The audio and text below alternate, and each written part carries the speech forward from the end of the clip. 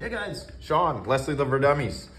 Before we get to the video of the TCR valve versus the TIPX valve, deleted and bypassed, I want to talk about what happened today and what you're not going to see. Now, I recorded everything and then I started editing the video and it turned into like 40 minutes of me, kind of troubleshooting and such. And I don't know, I just thought, I get people complain I talk too much, and that was definitely a talker. But I'm going to break down what I learned from that.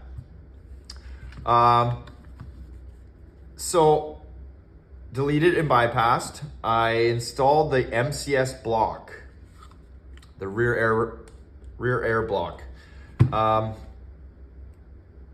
Something started happening because of the bypass with that block installed, and I was getting very inconsistent velocity. It'd be really high and then it'd come down medium and then really high and then medium and then really low. And I believe I know what the cause is, but I haven't tested for it. So to install the MCS adapter, you have your rear air adapter in the TIPX. The air adapter that comes with the kit has a check valve in it. I do not run the check valve. I kind of was of a believer that it is a restriction that I didn't want, but I believe that it would have stopped the problem I was seeing today. When you charge the TIPX with that air adapter and I had a plug on the end, essentially air was running in and bumping up against the GOG I had installed here as a plug. And now when I started firing with the bypass, I was seeing those fluctuations and I thought, what the heck? Disassembled the marker another time, and you know what I found? Was the air adapter, the MCS air adapter, was just saturated in oil. So when you unlock this, I wish I brought it out here with me, guys, but it locks onto your nipple here and the whole inside was just coated with oil. And I believe that's where the fluctuation was coming from. So it was back bleeding. When this marker fires, air is moving like crazy all inside and is actually escaping out that block. Minuscule amount, but that is enough to throw your velocity off. Now, I believe if I had the appropriate factory nipple in there, has a check valve installed, it wouldn't be burping air back into that adapter. It would be stopped at the nipple. So that is the reason why I am running it like this right now until maybe I get a check valve proper nipple installed. But I wanted to test it so it showed some consistency. This brought up another question that, me and Rune chat a lot. There's a few guys that I exchanged a lot of emails with and comments and yada, yada, yada. Anyways, and Rune asked, what if you put a heavier PRV spring in there and just didn't do this delete process? Well, he already has an updated regulator and the new ones just don't blow off. At least 90% of them don't. I can't speak for everybody's, but mine does not, and most of the people I talk to, theirs does not either. So you can wind the factory regulator up and it doesn't blow off. The purpose of me deleting the PRV was so that I could gut the actual regulator, so it's just kind of an open chamber. Which raised another question. He said that I had previously said don't delete the PRV in a TIPX. Well, that's only based on me testing HPA on a TCR valve. I ran into all kinds of problems with a deleted PRV. Running HPA, I had it looped into the back here, if you remember, through the remote nipple. TCR valve, I would get stuck triggers all the time. Well, not stuck in a TIPX, but it'd be just a dead trigger. And what that was actually the firing valve would stick and then I was forcing it and I would bend the pin here, and it really caused all kinds of grief. So that's the reason why I said don't delete the PRV. Now, does it work with CO2? I really haven't tested all that much, and all my recent testing has been on a factory TIPX valve. And today, guys, like I said, I put like 300 rounds through this thing. So this pin that I used to plug the PRV is holding with 0 issues, but I can't speak for all the issues. Anything that I recommend or say is based on what I've tested and how I've tested. There are so many different variables that come into play. I know I say it all the time, but these things aren't firearms. They behave in strange ways, and unless you test it yourself, I can only give advice, as I'm not turning these out the door. If one of these things was leaving here, and I don't sell things, only ideas I sell, I would definitely be going through a process to make sure it was functioning the way it should, and not just assume it was, because assumptions are what make these things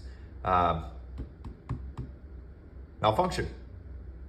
In any case, let's get shooting. Let's compare. I'm gonna have 9.9 gram riot balls in here, 12 gram, no adapter. The factory plug has been reinstalled into the regulator.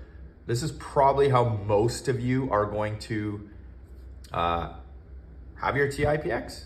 Sans, well, the PRV delete. That is 100% up to you whether you want to do it.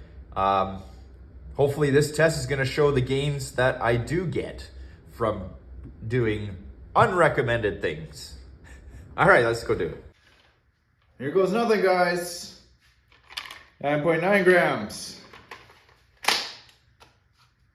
Bypass deleted regulator. Factory TIPX spool valve.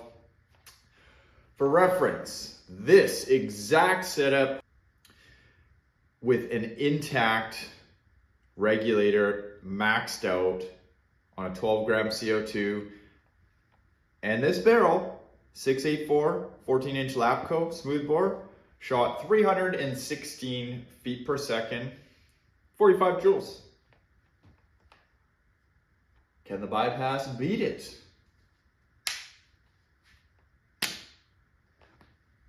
Surely we'll find out.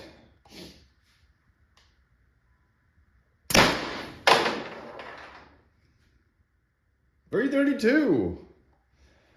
That is a gain of 14. My math is slow. Oh, my math is bad. That would be a gain of 16 feet per second. And in terms of the weight of projectile I'm shooting, I know it's probably worth 5 joules. I have to do the calculations, but that's a good guess on my part.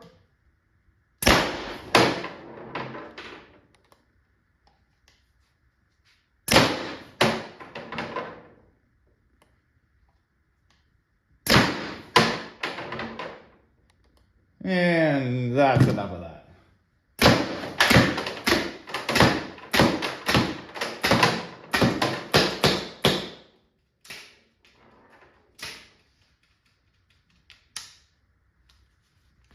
TCR valve, 9.9 grams. New 12 gram CO2. Puncture.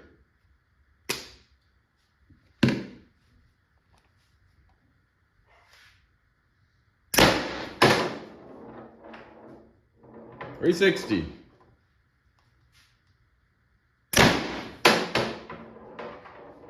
.340.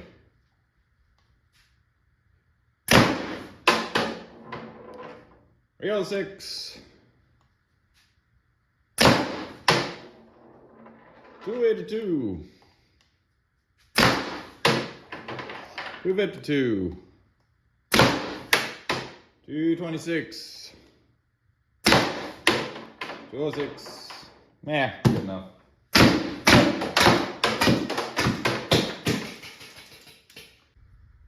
Well, there you have it, guys. Proof is in the pudding. Deleted and bypassed regulator with a stock valve 100% outperforms a intact maxed regulator stock valve. What a deleted bypass stock valve doesn't do is what a TCR valve can do. And TCR valve is nothing but a unicorn these days unless you buy a Berta TCR. Before you ask, Berta does not sell replacement parts, so we are SOL unless you can find one used from some other source, or maybe there's a small paintball shop down the street that has a nice score for you.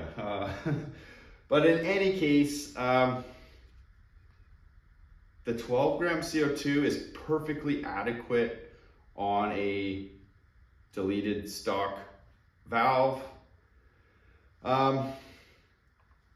Where you're going to notice the big difference, and I didn't demonstrate it in this, is HBA, the stock valve, even deleted bypass. It's going to perform better, but the stock valve just never responded well to HBA.